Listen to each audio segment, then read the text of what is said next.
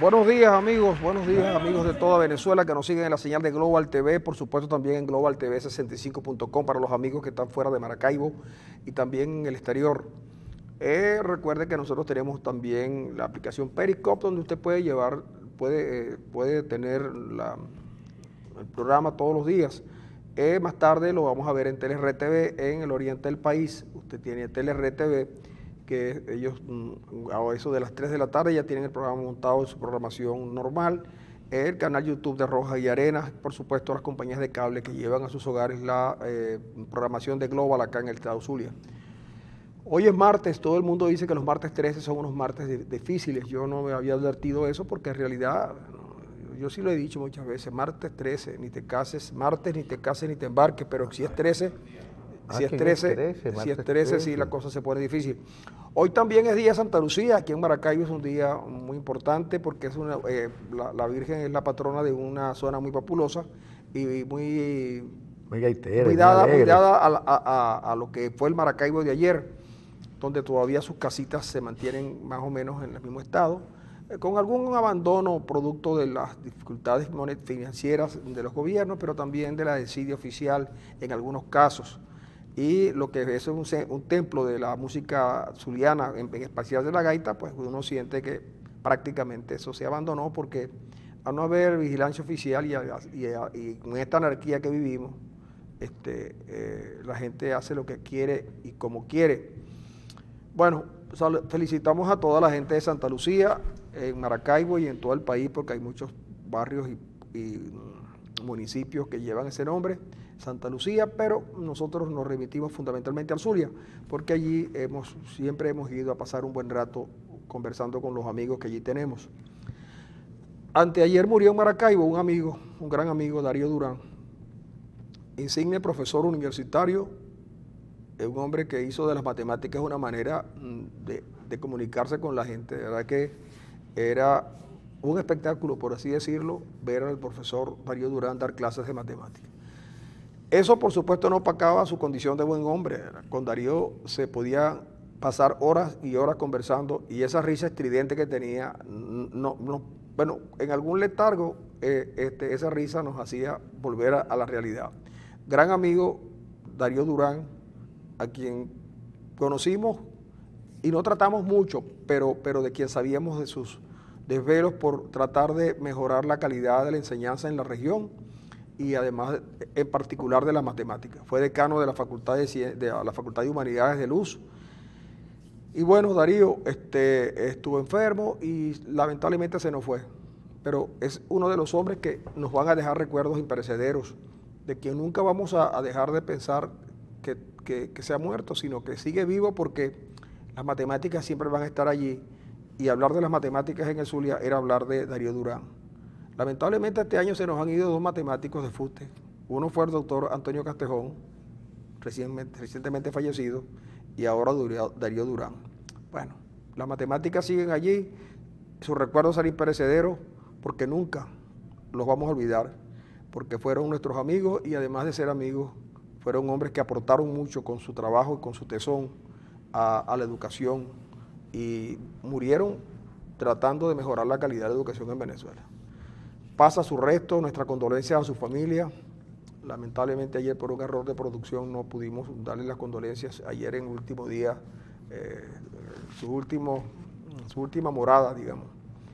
Pero hoy lo hacemos llenos de sentimiento y ratificando nuestras condolencias a la familia del doctor Darío Durán.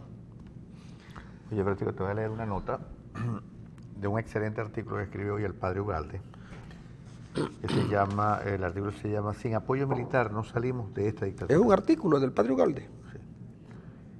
El primer lugar es reconocer que estamos en medio de una dictadura, que aunque tenemos una constitución democrática, sin embargo, el oficio diario del gobierno, el día del día, es dictatorial. Entonces, él habla de que, obviamente, es necesaria una figura que él llama la Larrazábal II, que es un hombre que tomaría la responsabilidad del Ejecutivo Nacional y la Presidencia y proclamaría un gobierno de transición y de unidad nacional. Entonces, él habla, este sería el mensaje de Larrazábal llegando al poder, de Larrazábal 2. Te lo leo rápidamente. Nosotros nos vemos obligados a tomar el poder ejecutivo ante la gravísima situación de la población. Falta de medicinas, comida, seguridad ciudadana, inflación, corrupción y la radical negación del gobierno dictatorial a poner soluciones. Somos un gobierno plural de salvación nacional para responder de inmediato a la tragedia humanitaria y recuperar la democracia plural y establecer las bases y acuerdos sólidos con los empresarios para impulsar una economía productiva con compromiso social, con fuerte y sostenida inversión privada nacional e internacional y unos programas sociales de emergencia inmediata. Adoptaría Larrazábal 2 las siguientes medidas. 1. Preparar elecciones con nuevo CNE para finales del 2017. 2. Libertad inmediata de 80 presos políticos y creación de una comisión mixta de derechos humanos para abordar de inmediato y decidir los casos de los demás presos políticos pendientes. 3. Apertura inmediata y amplia la ayuda humanitaria en salud, alimentación y gestión con los países y organismos internacionales. Agregó que al mismo tiempo se formarían organizaciones solidarias desde la sociedad y empresas para la distribución suficiente, transparente y equitativa. 4. Creación de un equipo de trabajo con fuerte presencia de los sectores productivos privados para una rápida reactivación del aparato productivo. Reconocimiento pleno de la Asamblea Nacional elegida en el 2015 y apertura del diálogo y colaboración efectiva entre el Ejecutivo y el Legislativo en orden a la democratización del país y los cambios necesarios en los poderes judicial y electoral. 6. Explicitación y activación de políticas sociales urgentes y duraderas. 7. Inmediata negociación para abrir el país a la solidaridad internacional. 8. Unificación cambiaria, revisión del gasto público y puesta inmediata en práctica de audaces políticas compensatorias para los sectores más necesitados. 9. Recuperación inmediata del sector educativo con refuerzo a los educadores con criterios democráticos plurales sin imposiciones ideológicas dictatoriales. Y 10. Seguridad ciudadana con recuperación del control de las armas por parte del gobierno y una nueva y activa conciencia de reconciliación, defensa de la vida con estímulos y sanciones coherentes. Sí, el padre Ugalde estuvo participando en un foro que promueve, Luis Manuel Esculpi, un dirigente. Esa fue su ponencia en el foro, perdón. Exacto. Yo dije que el artículo no es la ponencia en el foro. Él estuvo en un foro de los que promueve Luis Manuel Esculpi, y el padre Ugalde se atrevió a decir las cosas que algunos ya habían señalado en el pasado.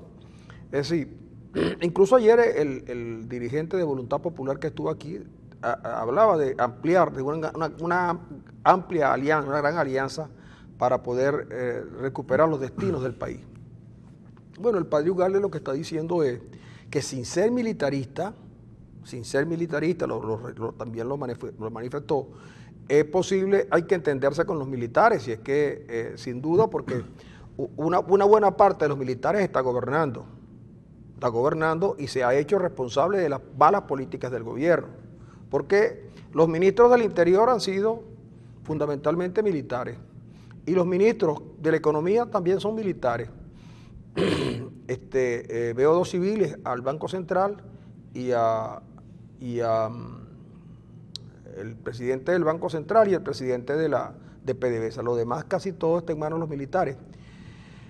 Y lo hemos venido diciendo, es decir, una cosa son los deseos y otras son las realidades. Es decir, sacar al gobierno por malo es una tarea difícil, sobre todo porque no se trata solamente de que lo saque un sector de la oposición, que por cierto una oposición que a veces incurre en miopía al no darse cuenta, al no tener una lectura muy precisa de la realidad. El padre Ugalde seguramente no le está hablando a nadie, pero le está hablando a todos. Es preciso que nos sentemos a ver qué fue lo que realmente pasó, porque el diálogo era eso, pues. Cuando el gobierno acepta poner en libertad a los presos políticos, es porque sabe que en Venezuela no hay democracia, porque la democracia tiene separación de poderes y el gobierno decide quién está preso y quién no está preso.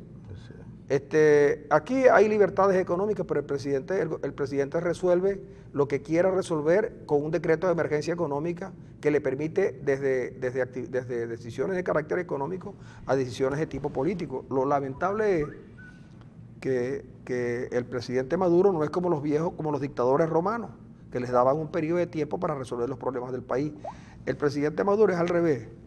le dan el poder, todo el poder para que empeore los problemas que podían ser resueltos. Entonces, así no se puede. De verdad que así no se puede. Entonces, en esa lucha por el poder entre los distintos grupos que tiene el gobierno y el partido de gobierno, pues la pagan los venezolanos. Maduro dijo ayer que le había quemado las manos a los traficantes de dinero que están que se llevaron la plata al exterior. Ayer el ministro Maduro dice, Padrino dice que tuvieron a 117 personas a los que se les decomisaron 107 millones de bolívares. 107 millones de bolívares. De los 300 mil millones de bolívares, decomisaron 107 mil millones. Ahora, 107 millones. 107 millones. 107 millones a 117 personas. Divídelo para que tú veas que 107 millones entre 117 te da a menos de 10 millones por persona. Entonces, pareciera que no es mucho, pero fue en la frontera. Entonces el presidente cierra la frontera, pero el presidente cerró la frontera por mucho tiempo, casi un año, y los alimentos comenzaron a pasar de contrabando y la gasolina de aquí para allá también, con la frontera cerrada y con la Guardia Nacional desplegada. Pero me pregunto yo, si la liquidez incide sobre el crecimiento de los precios y una parte del volumen de billetes de 100 estaban fuera, ¿cómo es que esto no influyó en la baja de inflación? Es verdad, porque habían 3.000 millones. Claro, pero es que son cosas que uno no logra entender, pero es que de verdad que da la impresión de que existiera algo que se quisiera ocultar o que se quisiera arreglar, porque hay países donde han permitido, en Colombia permitía que ciertas y determinadas personas en un periodo de tiempo cambiaran su dinero y lo blanquearan. No sea pues que una buena parte del dinero que algunos tienen proveniente de algunos delitos tenga que ser blanqueado. Y llama la atención la suspicacia, porque pudiera ser, porque en principio todo tenía que pasar por la banca pública y no por la banca privada, y es prácticamente imposible que la banca pública tuviera tanto dinero como el que está en la calle en billetes de 100, para sustituirlo, digo. Además porque había menos billetes de 50 y de 10 y de 20 que billetes de 100. Todo esto es muy oscuro, todo esto es muy extraño, de verdad, todo es muy extraño. Ahora, la pregunta que uno se hace, uno que no es economista, que uno es un ciudadano en cuanto a la economía normal y corriente, casi más tirando a gris, uno tiene que ir al mercado todos los días y hacer la compra del día a día. Y uno se pregunta si realmente recoger los billetes de 100 son un golpe de verdad a la inflación. Uno se lo pregunta porque uno va al mercado y las cosas aumentan de un día para otro en más de un 100%. Usted va a comprar 200 gramos de café y cuesta casi 2.000 bolívares. 2.700 bolívares cuesta 200 gramos de café. 2.700 bolívares. Es una cosa increíble. Usted va a comprar en una panadería muy famosa en Maracaibo lo que llaman pan... Canilla. No, francés. Ahora no recuerdo el tipo de pan. Cuatro piezas de pan cuestan... Pilón. Pilón. 4 piezas de pan pilón mediano son 3.200 bolívares. Usted va a comprar un cartón de huevos en algunos sitios y cuestan 7.000 bolívares. Entonces, uno no sabe si recoger esa cantidad enorme de billetes sería un golpe a la inflación. Ayer el dólar cerró a 3.000, el dólar today cerró a 3.500 bolívares, el dólar paralelo, 3.500 bolívares. Sigue estando más alto que el dólar de Cúcuta, con lo cual yo de verdad que ahora sí es verdad que uno no entiende porque supuestamente el dólar paralelo paralelo se fija con respecto al dólar colombiano. Pero yo te voy a decir lo siguiente, ¿quiénes hacen negocio con un dólar a ese precio? Por ejemplo, porque es que tenemos que, ¿cuántos de los bienes y servicios que se producen en el país se transan con dólares? En dólares, en ese dólar. Porque los que se producen en el país, si son con bienes intermedios importados, está bien. Sí, pero pero que tú los compres al mercado libre, ¿De acuerdo? Pero ha pasado que hay, por la inflación y por la escasa producción que hay una enorme especulación. Sí, Una enorme especulación. Hay un factor especulativo claro, muy grande. donde el comercio, con una cosa que es lícita, que es protegerse de la pérdida de valor de dinero en el tiempo, ¿verdad? Y además con lo que significa la reposición, venden al precio que quieren. Yo ayer fui a comprar un bombillo de esos redondos, de 22, y el tipo me dijo 7,800. Yo lo había comprado en el mismo sitio en 2,800. En el mismo sitio hará cuestión de 3 semanas, 4 semanas. Y cuando le digo, mira, necesito unos bombillos de esos ahorradores, me dijo, desde 7,000 en adelante, con una grosería, como suponiendo que la gente que compra es un desgraciado, que tiene que pagar las ganancias de los comerciantes a estos tiempos. Por eso es que muchas veces la gente les tiene cierta rabia a los comerciantes, porque ellos, yo estoy de acuerdo que ganen y protejan su negocio, pero el factor especulativo está allí. Pero ¿quién es el culpable del factor especulativo? Pues los controles que el gobierno tiene. Esos controles son los que nos han llevado a la ruina, y entonces en vez de acabar con los controles, entonces son más controles. Entonces vamos a quitarle los billetes de 100, porque le quiero quemar, porque él quería castigar a los tipos que tenían billetes, porque le dijo a alguien que venía, le dijo, hay muchos billetes de 100 en Cúcuta, quémale pero no sabe cuántos son, y da una cifra por darla, pero resulta que el grave problema del país es ese que tú estás señalando, la inflación.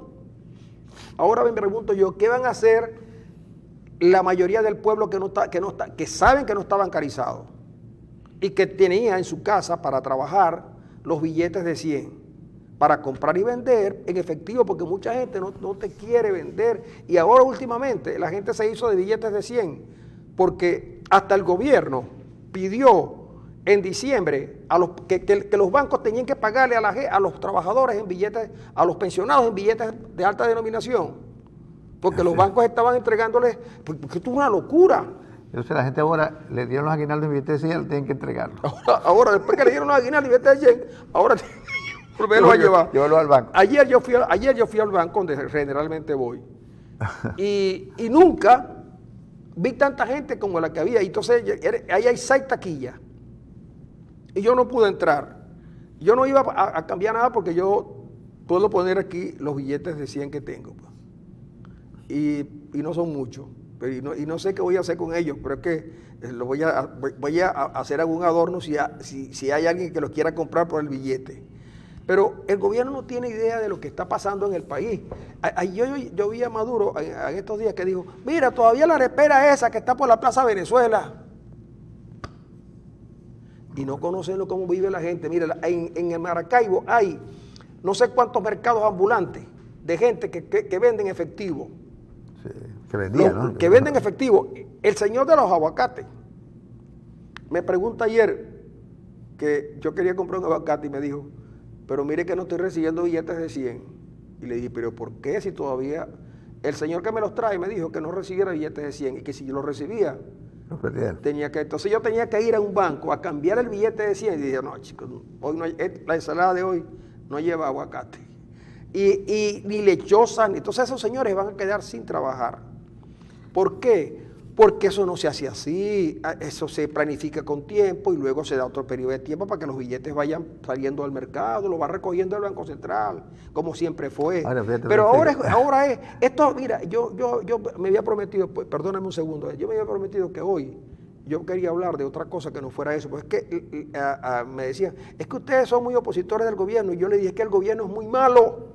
Yo quisiera hablar bien del gobierno de Arias, pero es que no puedo, no consigo nada para hablar bien del gobierno de Arias. Una cosita, pues. Una cosita nada más quisiera yo tener, pero no consigo nada. Entonces, alguien me dijo, bueno, entonces es mejor que te vayas de vacaciones. Y eso es lo que voy a hacer.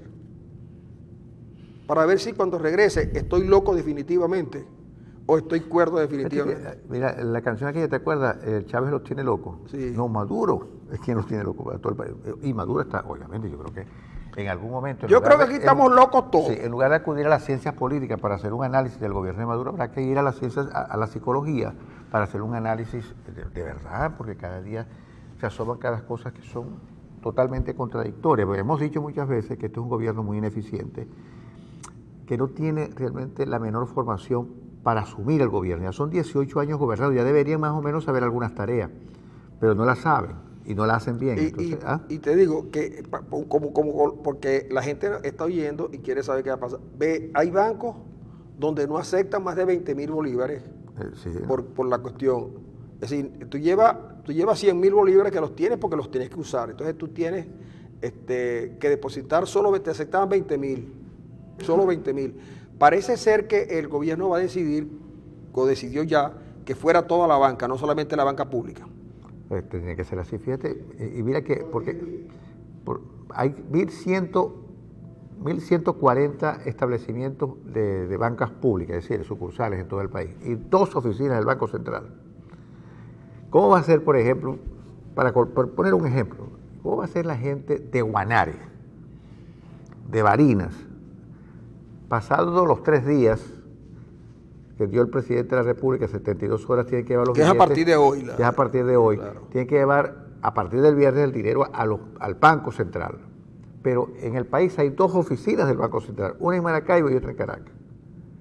¿Cómo demonios va a ser la gente para canjear sus billetes de 100 si no tiene oficinas del Banco Central en su entidad regional?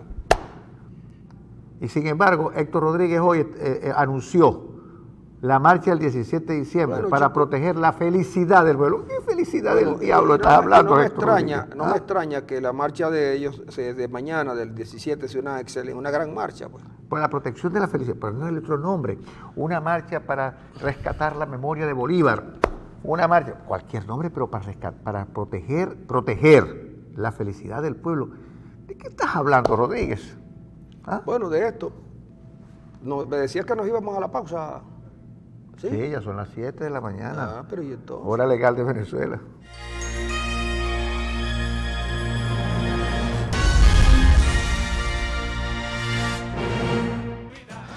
La vida, esa vida que pasa llevándonos y llenándonos de años y acabando a veces con las facultades que uno en algún momento tuvo. Pero así es la vida. Con nosotros se encuentra Carlos Alaimo. Carlos Alaimo es el presidente de Pasión por Maracaibo, una fundación que comenzó haciendo un trabajo a favor de las comunidades, con el apoyo fundamental de Carlos Alaimo, y que luego ha ido multiplicando las adhesiones.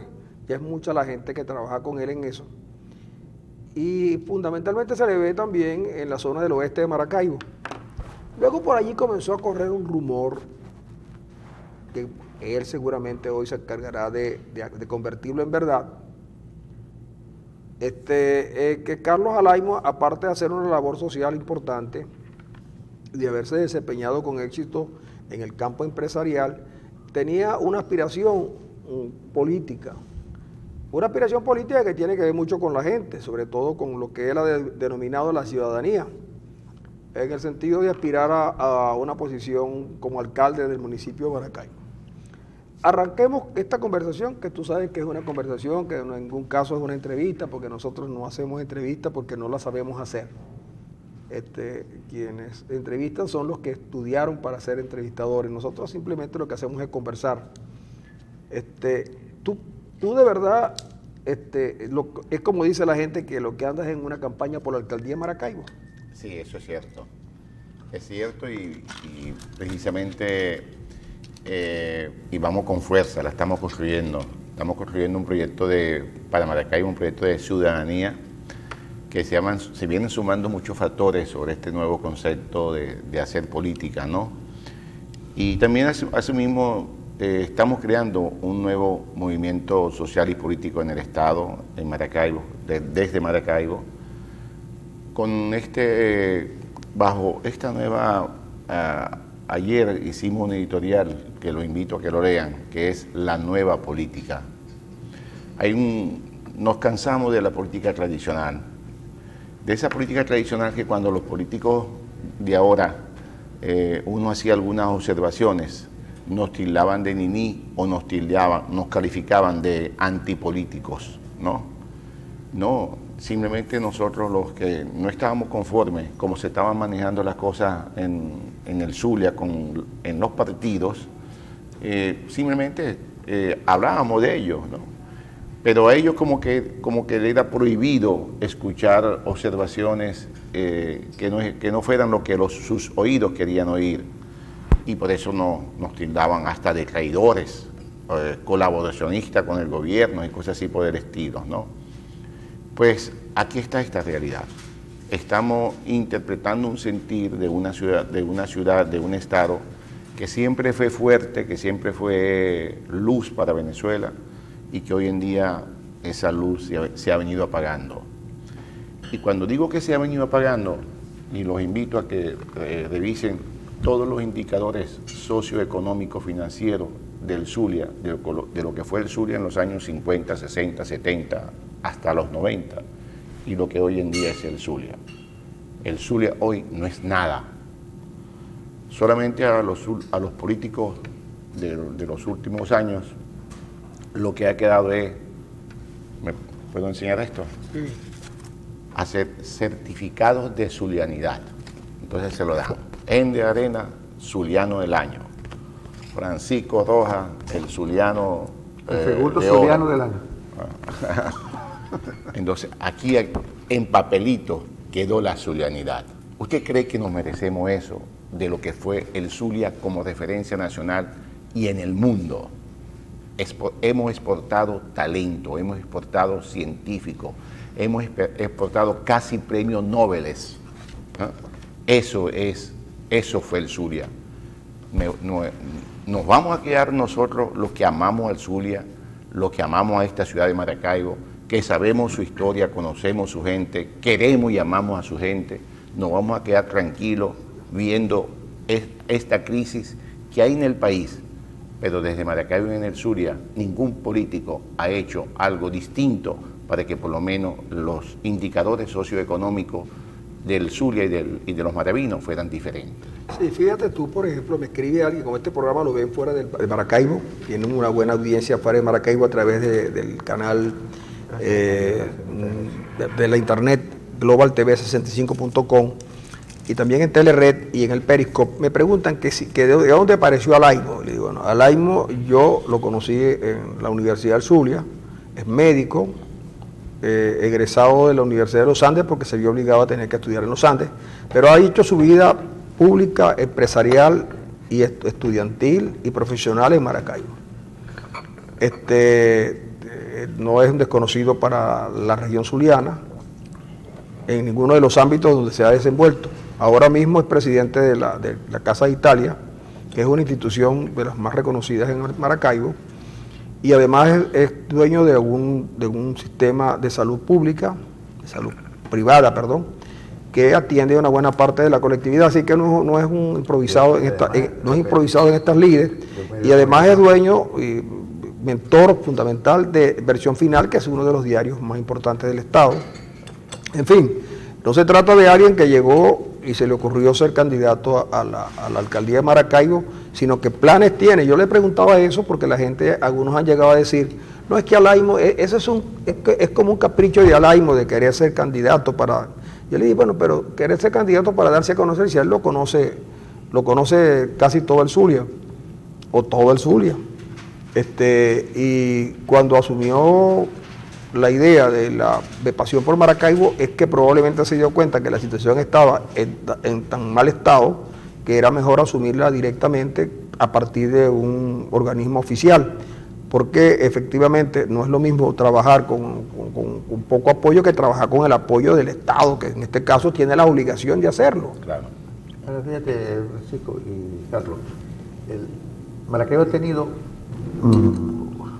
una gestión que fue casi modelística de un empresario. Me refiero a Chumaceiro. Sí. Hizo una gestión buena, pero sobre todo muy decente también, muy acotada a lo que era esta ciudad.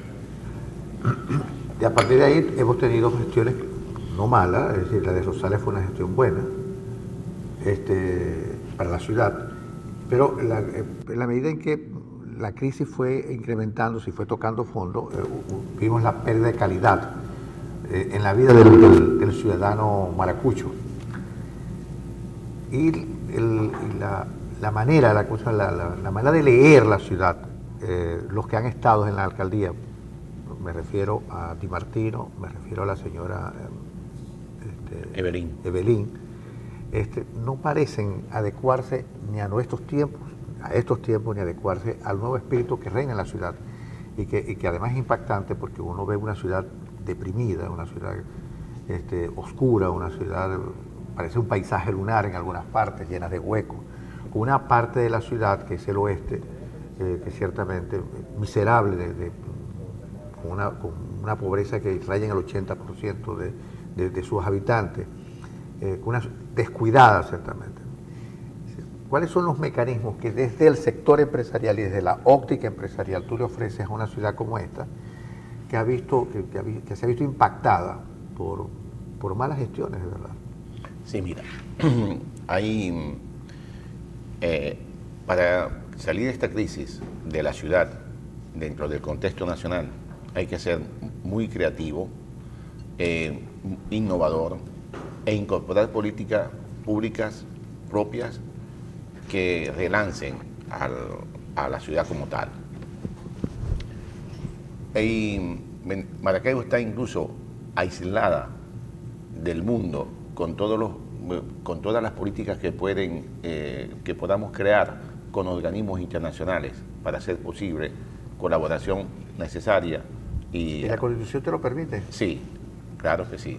Hay experiencia incluso. Lo que hay que estudiar, hay que estar 24 horas pensando y teniendo un equipo para saber qué vamos a hacer. Pero claro que la Constitución lo permite. Más hay experiencia para ello. Además, cuando nosotros vamos a colocar una ciudad, una alcaldía al servicio de los ciudadanos, tenemos que obligatoriamente quitarle el tinte partidista a la gestión.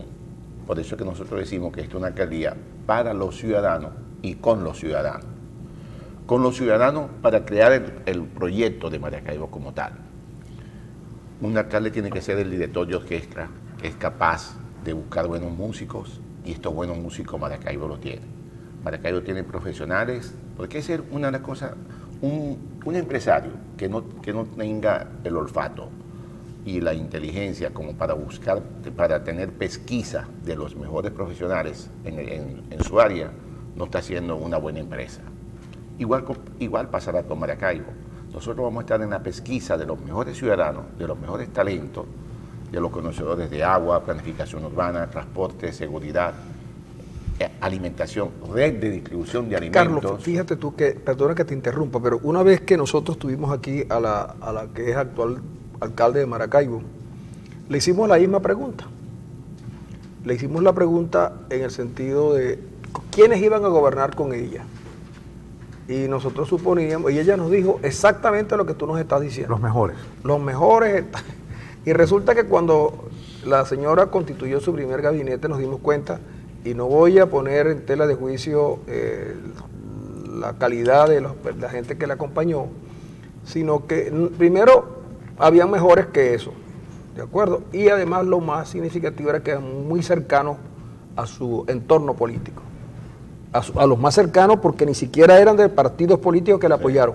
Tú te comprometes con la gente de eso que le estás diciendo, que no va a pasar de ser solamente un eslogan, sino que claro, tú vas a buscar, y tú tienes ya nombres que pudieran, ya estás manejando nombres. No, nombres no voy a soltar. Pero lo estás manejando. Claro que sí. Eso es correcto. Pero sí me estoy reuniendo con profesionales de cada área. Claro que lo estamos haciendo. Lo que pasa es que estamos todavía en la búsqueda de mejores ciudadanos y más talentos profesionales en esta área. Por eso es que yo me rebelé, por esas mentiras permanentes, por esos eslogan vacíos que no tienen nada, cero cola, primer empleo. Si nosotros vemos la lista de las ofertas electorales para el 6 de diciembre, que tampoco había que hacer tantas ofertas para el 6 de diciembre. El 6 de diciembre la gente lo que quería es salir a votar contra Maduro y que este régimen se fuera. Entonces, contra eso es que me rebelé, por eso es que estamos saliendo y haciendo esta propuesta. Más aún, en los cursos de formación que nosotros todos los sábados hacemos en nuestra estructura social, una de las cosas que estamos hablando es precisamente no mentir, crear un nuevo político que no tienen por qué mentir, porque en los Estados Unidos por mentir es un delito. Por mentir un político va preso, por mentir a un político se le pide una renuncia. O sea, ¿por qué tenemos que tener un criterio errado de lo que debe ser el político? El político tiene que ser el hombre que tiene que estar formado en valores. El político es el diseñador, el arquitecto de una sociedad. Tiene que estar preparado para ello. Y preparado significa tener realmente conocimiento de lo que se va a asumir. O sea, yo me comprometo a ser auténtico en lo que digo y en lo que vamos a hacer. Ahora, tu campaña porque hay que hablar que es una campaña, sin duda, se ha centrado fundamentalmente en el oeste de Maracaibo.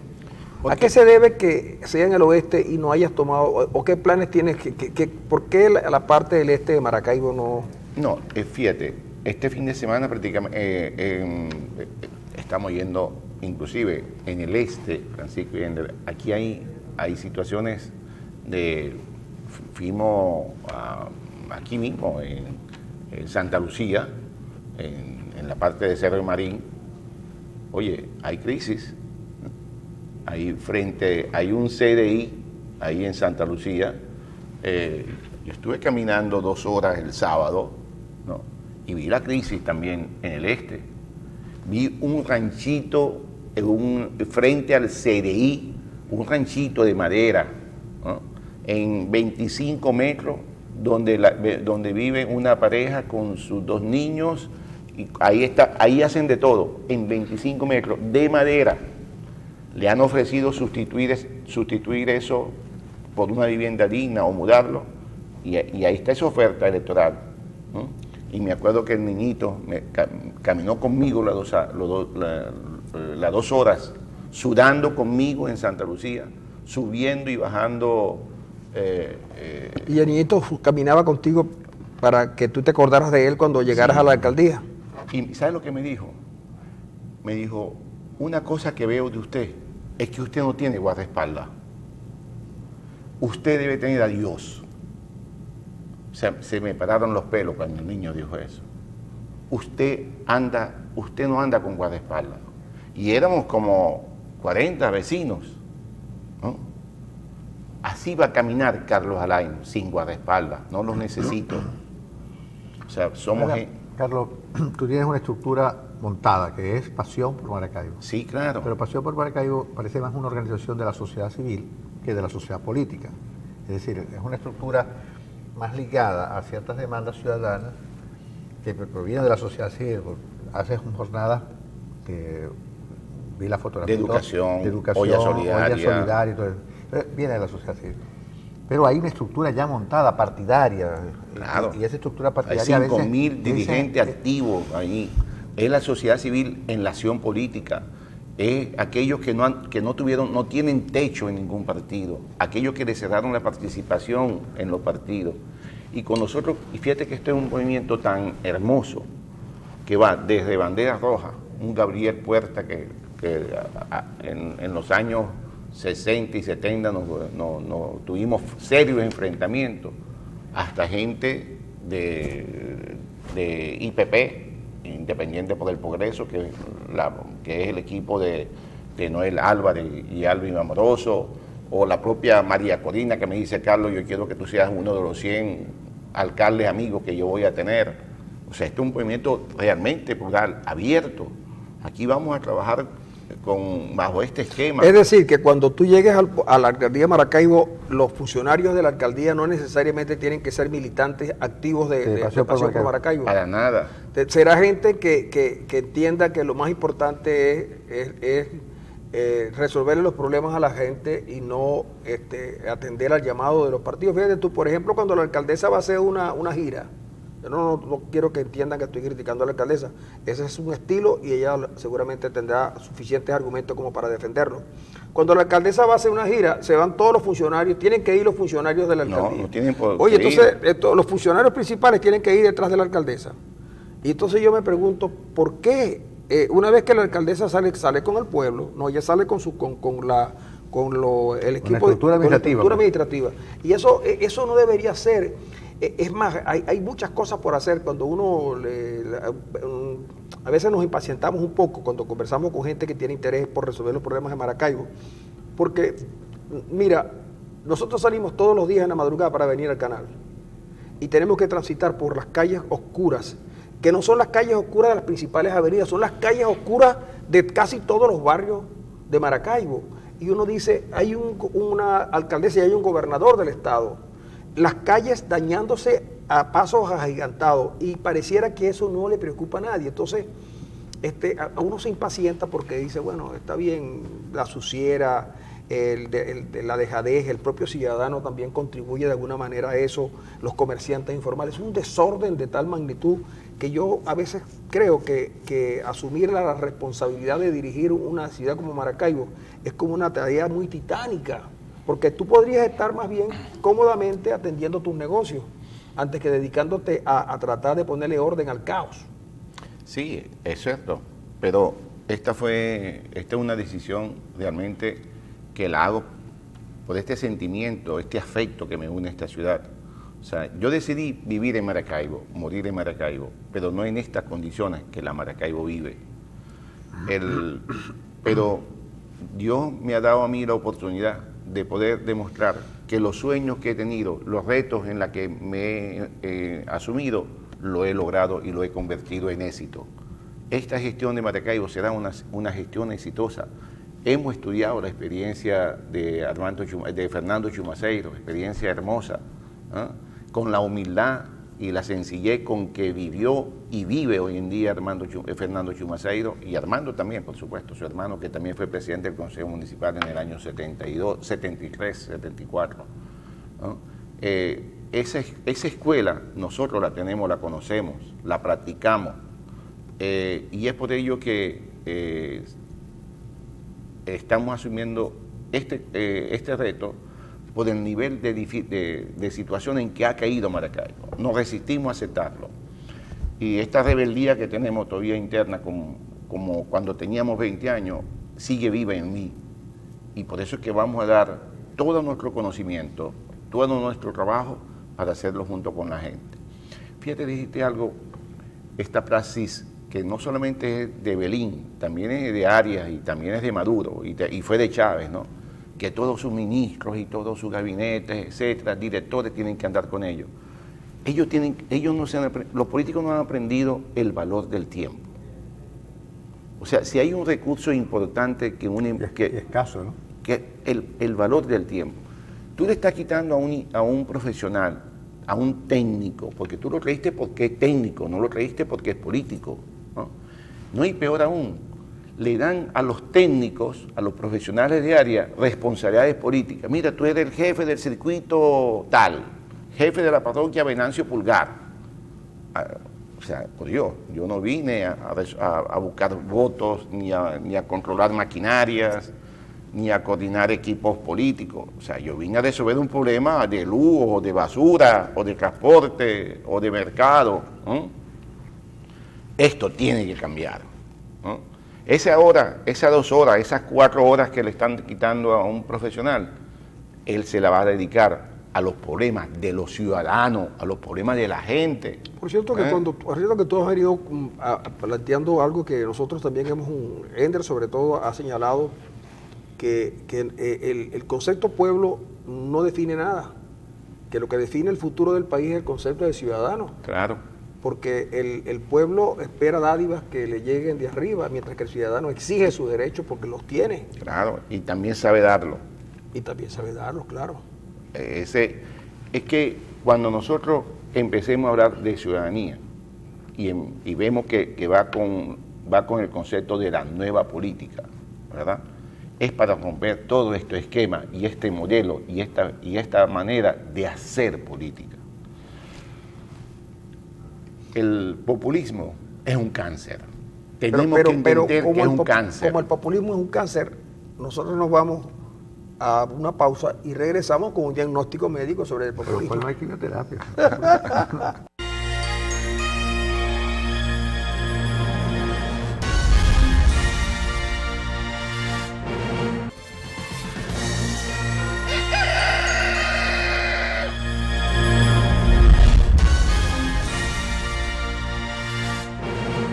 Aquí seguimos, amigos, hoy día martes 13, esos martes 13 que son tan difíciles. Quiero decir... ¿Eres supersticioso, Carlos?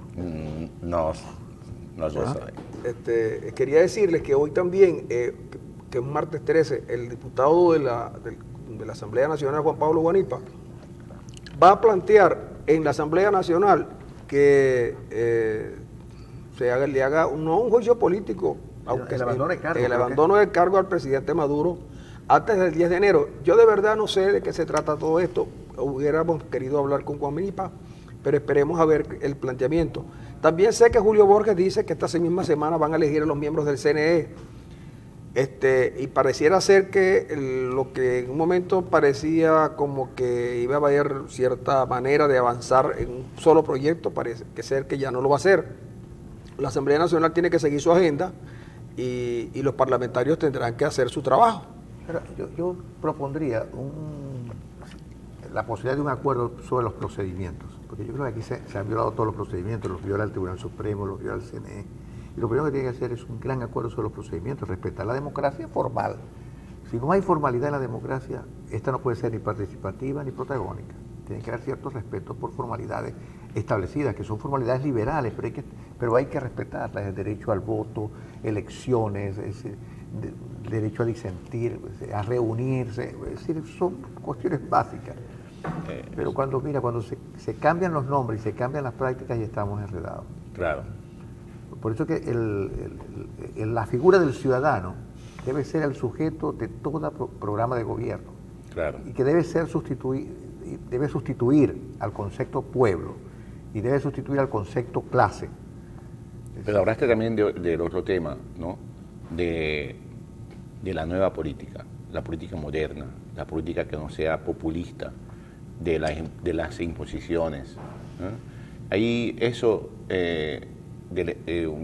no es pasa que este es un gobierno que no es fácil, ¿no? O sea, no la tiene fácil la mesa, nosotros de la oposición no la tenemos fácil con esta forma. Este es un populismo autoritario, además.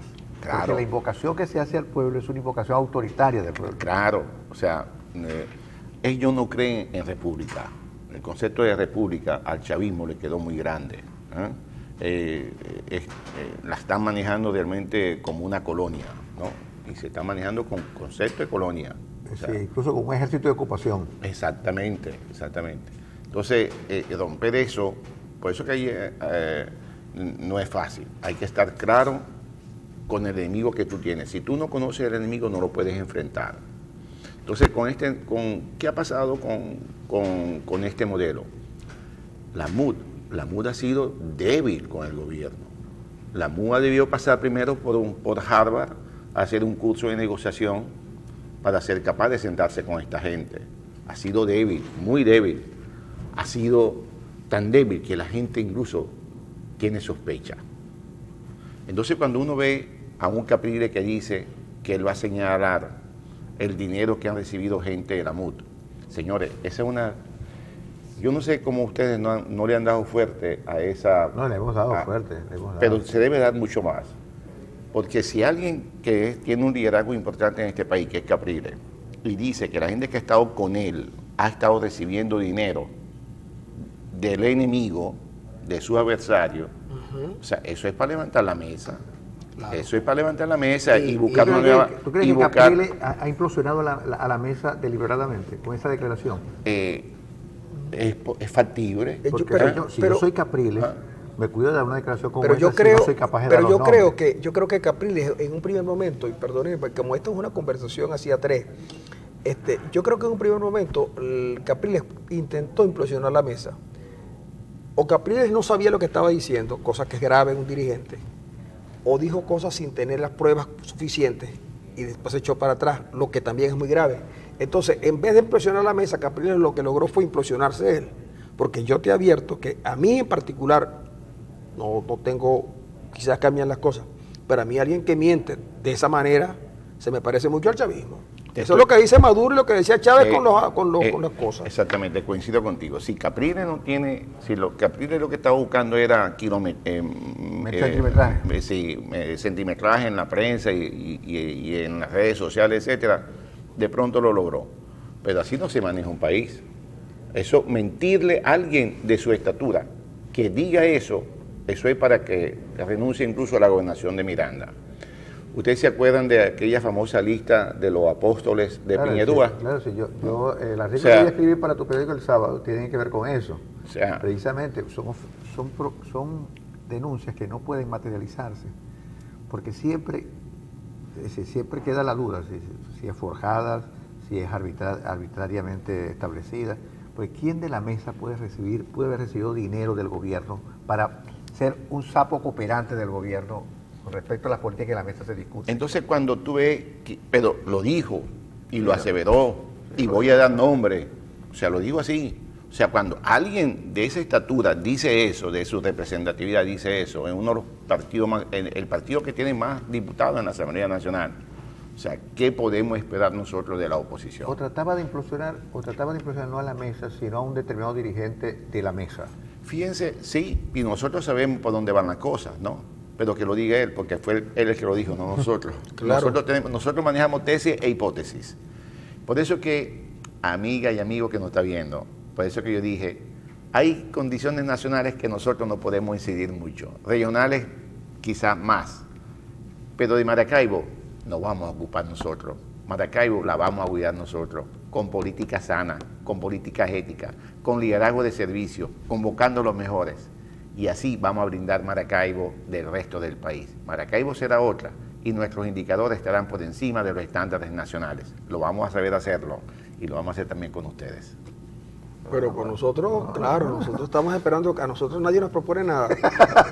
Pero yo le he dicho a Arenas que nosotros nos hemos propuesto para diversas posiciones, pero no nos reciben. Por ejemplo, fíjate tú, yo tengo el alma de corrupto que me dio Dios, y él la he desarrollado durante toda mi vida, pero soy un corrupto solamente a nivel de la teoría. Me ha faltado la praxis porque nadie ha querido contratarme para los efectos. Te falta experiencia. Y justamente es que tú vas a los trabajos y te dicen experiencia laboral. Y si uno no ha trabajado nunca, ¿cómo puede tener experiencia laboral? Que lo primero que tiene que hacer es corromper el lenguaje. Él no puede llegar y decir, por favor, a mí me ponen donde haya. No, señor, no puede decir eso. Ahí me ponen donde haya, iban mucho. Eso, tienes que corromper el lenguaje. A ti no te han dado trabajo por eso. Te vas a decir, no te han dado trabajo del que te gusta a ti. Es por eso. Bueno, porque que es el trabajo de donde uno se hace rico rápidamente. Porque yo incluso decía que en la... Mira, el hijo de Amoroso ahora se llama el Duque. Claro. Él compró un título. Bueno, no lo compró, pero como si lo hubiera comprado. Entonces, fíjate tú, por ejemplo, ¿qué casos tiene que tú te enriquezcas trabajando, haciendo un esfuerzo y corriendo riesgo? Porque para enriquecerse hay que correr riesgo. A que tú, por ejemplo, en cuestión de un año, 2, 3 años o semanas te enriquezcas. Por ejemplo, los que compraban dólares a 10, que se los daban para medicinas y alimentos, le daban 3 millones de dólares, ellos traían 300.000 dólares en medicinas y alimentos, y los otros 2.700.000 lo negociaban a 4.000, digamos, por caso. Es cuestión de una mano para otra. Se hizo rico. Esa es la gente que tienen que llevar los posgrados de economía. Y esa es una guerra que tengo yo con Arenas, que dirigí una maestría, de que lleve esa gente, porque esa gente es la que le va a enseñar a los muchachos a los profesionales a hacer las cosas bien. Porque ¿de qué caso tiene trabajar 40 años y ser rico? No, señor. Además de que si uno sale de esos cursos, donde uno aprende a enriquecerse en semanas o meses, le dan un certificado de que ser rico no es malo. Sí. Pero fíjate, esa ironía, mira, la ironía de Francisco, es lo que se ha implementado en estos tiempos en el país. Es decir, aquí lo que se ha desbaratado fundamentalmente es la ética del trabajo. Se cambió la ética del trabajo por la maraña y la gestoría. Claro. Aquí, pero es que esto es fácil. O sea, lo que está diciendo Francisco es una gran verdad. Las grandes fortunas en los últimos 4 años, desde que se enfermó Chávez, las grandes fortunas desde que se enfermó Chávez y después que murió Chávez, con más razón aún, se hicieron con la corrupción del control de cambio. Advierto que no porque Chávez haya parado la corrupción, sino porque les daba vergüenza, ¿cómo se llama?, hacer controlaba ostentosidad. Pero también controlaba. También controlaba. Lo digo porque esto ha sido cosas que los empresarios nosotros estamos hablando. O sea, ¿por qué las cosas se encarecen? Porque no hay dinero para materia prima, para bienes y servicios. Pero lo había antes. Ahora, el dolo, ¿ustedes creen que lo hace la Polar o lo hacen instituciones grandes? No, las grandes, la corrupción viene de empresas fantasmas. O sea, si aquí todos nos conocemos, ¿no? O sea, y sabemos que quién de verdad necesita materia prima, quién necesita bienes y servicios, que además es fácil de controlar. Esto que estamos hablando pasa en muchos países. Tú como ciudadano vas a un banco, pides tus dólares y hay una información ya cruzada de cuando llegó a puerto, los impuestos que pagaste, el destino final, y eso permite al Estado supervisar si esa ruta se hizo o no se hizo. Lo digo con propiedad, porque eso lo escribí yo a la gente del gobierno. Si tú no haces esto, en el día de mañana, la gente que necesitamos servicios para brindarle beneficio al ciudadano, no lo vamos a tener. Bueno, esto se rompió. Este esquema de entrega decente, honesta, a la gente que necesita de verdad tener dólares económicos para ser trasladado en servicios para la gente, se perdió. Ahí comenzó lo que está diciendo Francisco, que ni siquiera traían empresas fantasma. Entonces tenemos que preguntarnos, ¿por qué sacaron a Fleming? Tenemos que preguntarnos por qué sacaron a Fleming, que fue jefe de Caribe. Duró 1 año. ¿Por qué Giordani habla de lo que habló? De las casi 1000 empresas fantasmas que se crearon en 1 año. Empresas fantasmas. O sea, ¿cómo tú le vas a entregar 2,5 millones a empresas fantasmas cuando tú le estás negando materia prima a la gente que necesita? En estos días, a una empresa del Estado se le dijo, por ejemplo, el caso de las clínicas. El caso de las clínicas es grave con los bienes y servicios. O sea, una de las cosas buenas que hizo Chávez fue entregarle bienes y servicios de alta tecnología que hoy en día el país tiene. Pero los tubos se queman, los repuestos hacen falta. ¿Cómo los mantienes? Ahora, las empresas que trajeron dólares y que trajeron productos y que hicieron las cosas bien hechas, ¿por qué no le dan un papel de buena conducta? ¿No? Entonces, por eso que cuando hablan de los malos empresarios, tienen que señalar a los malos empresarios. Porque no, que los hay. Y muchos, pero señálenlo. ¿Y por qué no le aplican la ley? No le aplican la ley. Pero fíjate ¿Por qué no le aplican la ley? Porque siempre hay una complicidad del gobierno. ¿No? Pero fíjate tú que, por Estas ejemplo, son las cosas que hay que hablar en este país. De las empresas de maletín, no sabemos que haya ningún detenido, mientras que quisieron desviar la atención hacia los raspacupos y hacia los estudiantes que estaban en el exterior, que no habían podido probar que estaban estudiando. Pero el grueso, ¿de acuerdo? El grueso del dinero, que fueron casi 35,000 millones de dólares, no pasó nada. Y pasa con los 11,000 millones de dólares que dicen que se rumbearon allí en PDVSA, y que hay 2 señores en Estados Unidos en un juicio, el señor Chera y el señor Rincón, diciendo quiénes son los que recibieron el dinero, y sin embargo el presidente de la industria, de la empresa, olímpicamente dice que él no sabe nada. Y el gobierno viene a través del Tribunal Supremo de Justicia, su sala constitucional, que sirve para todo, por cierto. Porque en estos días hasta acaba de divorciar al Pollo Carvajal. La sala constitucional determinó que el Parlamento ni nadie en el país podía investigar la gestión de Ramírez al frente de PDVSA. Tú arrancabas el programa diciendo que en este país pareciera ser que no había una democracia. Y muchos siguen pensando que en Venezuela hay una democracia, porque algunos pueden expresarse y otros pueden hacer campaña para cargos.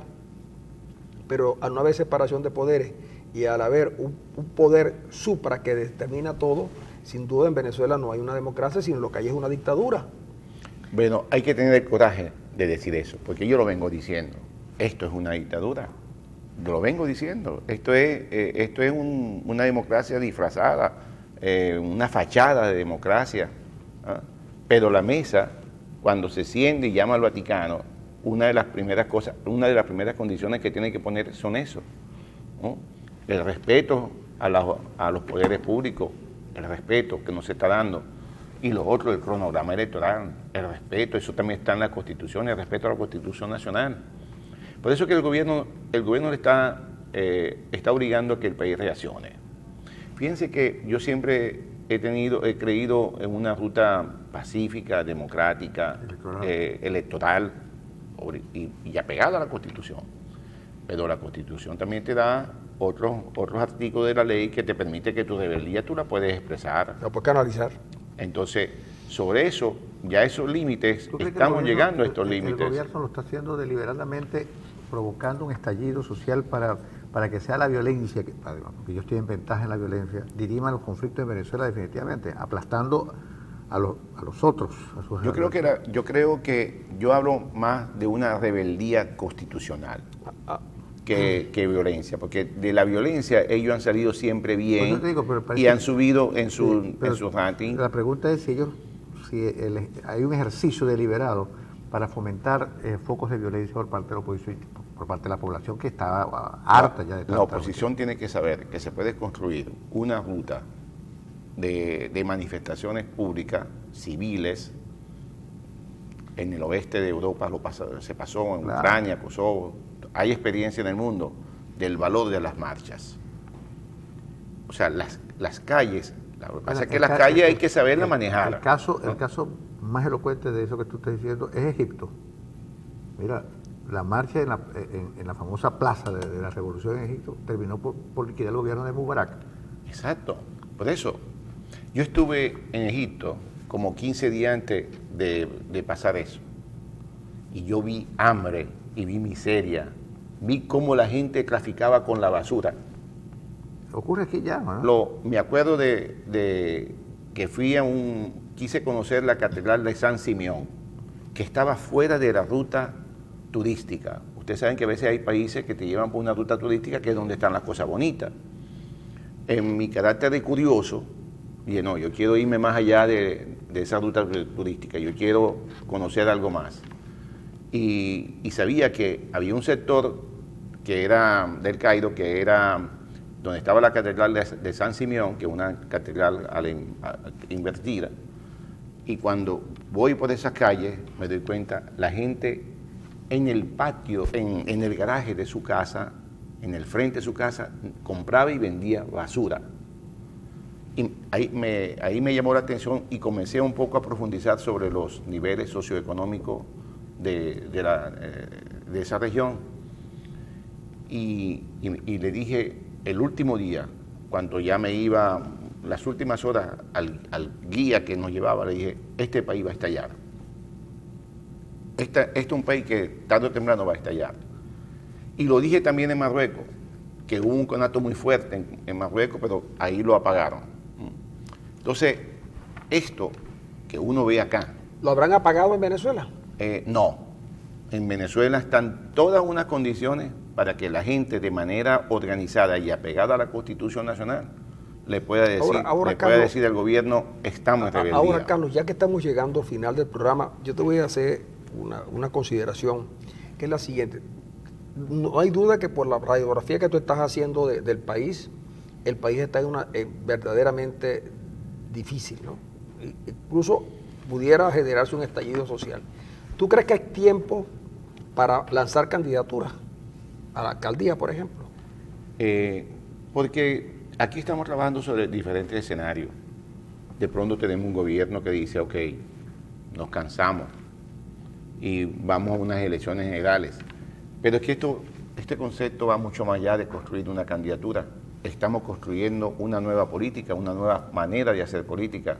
Y tú sabes que cuando tú estás construyendo un movimiento social, un movimiento político, un partido político, ahí no hay un cronograma electoral, porque una cosa es el tema electoral y una cosa es el tema político. La política se hace todos los días. O sea, yo no voy a crear un partido 90 días antes de Es decir, unas tú elecciones. estás construyendo un partido para un proceso electoral en algún momento que corresponda. Exacto. Ahora bien, fíjate tú, ya después de tu respuesta, entiendo la otra parte. Tú estás corriendo solo.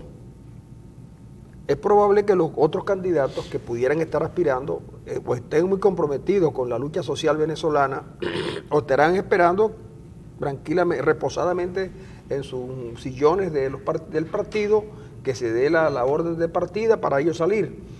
¿Qué significa andar haciendo una campaña en una ciudad como Maracaibo y hacerlo solo? Bueno, no lo estamos... Solo no con la gente, pero me refiero solo en el sentido de que no hay nadie que sea capaz de salir a enfrentarte desde otra trinchera. Porque esta propuesta sorprendió a los políticos. Ellos nunca pensaban que Carlos Alaimo iba a salir con tanta fuerza. Es que dicen que tú saliste un poco porque estabas como fastidiado de estar trabajando y entonces que decidiste ir a la política. Yo algunos que me dijeron... Los políticos son vagos. Sí, pero... ¿Qué es lo que estás diciendo? Los políticos son vagos. No, que alguien dijo que efectivamente que Carlos Alaimo... Alaimo se cansó de trabajar y se va para la política. No, que se cansó de estar al frente de su empresa y decidió ir a hacer política, pero por un tiempito mientras esto pasa, ¿no? Entonces yo un día que pude conversar con él, le pregunté, esto es un capricho, tú vas a seguir hasta el final, porque la gente todavía, y lo mejor, yo le dije a esa gente, le dije, miren, él anda haciendo su campaña todos los días sale a hacer su campaña, todos los días, y va a llegar un momento en que cuando ustedes vayan a visitar a la gente, le decir, ya nosotros estamos comprometidos con Alaimo.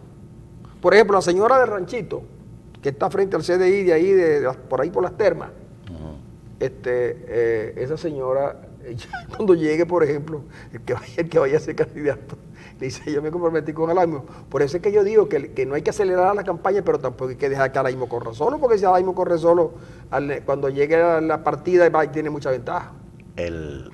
También estamos impulsando liderazgos comunales, pues necesitamos saber con quién vamos a transformar la ciudad. O sea, yo le digo que vamos a dignificar el trabajo comunal de los dirigentes, que se le haya respetado. Tú has dicho varias veces que hacer un partido, hay un concepto de un sociólogo alemán, se llama Ulrich Beck, él trajo un concepto que se llama subpolítica,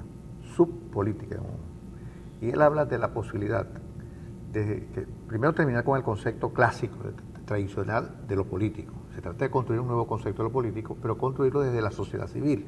Correcto. Es decir, cómo a través de mecanismos propios de la sociedad civil, con demandas de la sociedad civil, se construye entonces política, y se puede hacer política más allá de las estructuras más o menos conocidas, partidarias.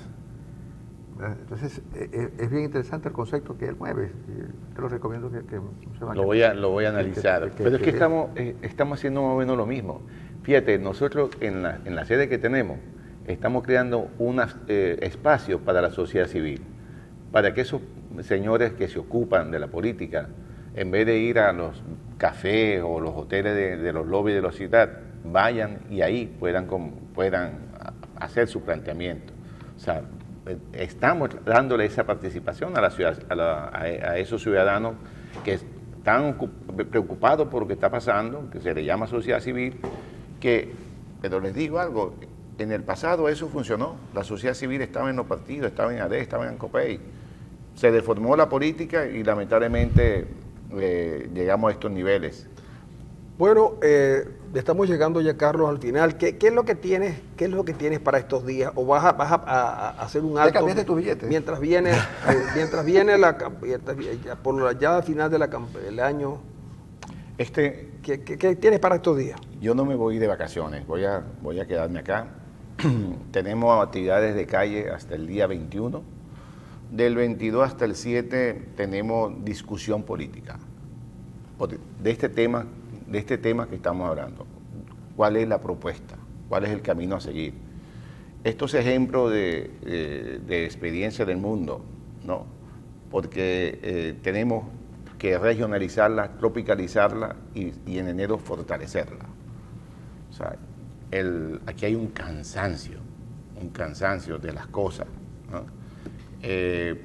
Ahorita cerraron la frontera por 72 horas. 72 horas, sí. Y si la comida viene de Colombia, ¿qué vamos a hacer nosotros ahora en estas 72 horas? O sea, cuando se daron Maduro no sabía que estamos comiendo del beneficio de los productos colombianos. Me pregunto. Probablemente nadie se lo haya informado, ¿no? No, probablemente el presidente ocupado, porque tú sabes a lo mejor ahora mismo que el presidente ocupado ahora con esas clases de baile que está recibiendo, porque como se ha puesto a bailar y lo ha hecho muy mal, el presidente ahora, cuando no está hablando en televisión, está cogiendo clases de baile con la gente de casino, casino de no sé qué cosa, casino. O sea, baila casino, sí, una cosa así. Y entonces pasa, porque es que de verdad un presidente no puede dar tampoco la imagen de que no sabe bailar. Fíjate tú que Chávez cantaba, pero no bailaba. Se puso a bailar y entonces la gente se dio cuenta que con semejante estatura y con la gordura que tiene, el movimiento es poco grácil. Y entonces ha estado cogiendo clases. Paja floja. Sí, está bailando como bailaba el padre Palmares, el baile de la pera, cuando el padre Palmares no era tan esbelto como ahora. Bueno, amigos, tenemos a Carlos Alaimo con nosotros, que eso me imagino que como Carlos anda en campaña, lo seguiremos viendo por aquí con cierta frecuencia. Hasta que empiecen a haber competidores. Hasta que empiecen a haber competidores, pero hasta por ahora viene haciendo un trabajo que la gente lo está observando y va a tener tiempo de que cada quien defina su cuando venías situación. al canal viste mucha cola en los bancos, porque quiero Mucha cola, quiero intercambiar 200 bolívares que tengo aquí. Bueno, amigos, quiero decirles a ustedes que a la hora de... Usted tiene su cesta navideña. Eso es una rareza, pero usted esa rareza la puede resolver de la siguiente manera. PG Supermarket le puede acercar a usted su cesta navideña. ¿Y cómo? Bueno, con la siguiente. Síguenos a PG en la cuenta @PG Piso Supermarket. Tómate una selfie comprando en PG y súbela a tu cuenta. Etiquétanos en nuestra cuenta @PG Piso Supermarket en el contenido de tu publicación y utiliza la etiqueta Gana con PG. Menciona a un amigo con el que compartirías este increíble premio. Por ejemplo, yo mencionaría a Ender Arena. Mario seguramente que lo haría con Andri, porque Emanuel come mucho y se comería toda la cesta. Bueno, ciertas condiciones aplican, debes realizar... Te advierto que él come más con los ojos que con los... Se come con los ojos, se lo come todo. Debe realizar todos los pasos en su totalidad. El concurso es válido desde el 1 hasta el 18 de diciembre del 16 y el ganador será anunciado el día 20 de diciembre del 2016. Ya usted lo sabe, amigo, para disfrutar de la Navidad, PG Supermarket en la avenida 11 entre 71 y 72 frente al Colegio San Francisco de Asís. Es todo por hoy, amigos. Le damos las gracias a Carlos Alaimo y mañana regresamos con ustedes.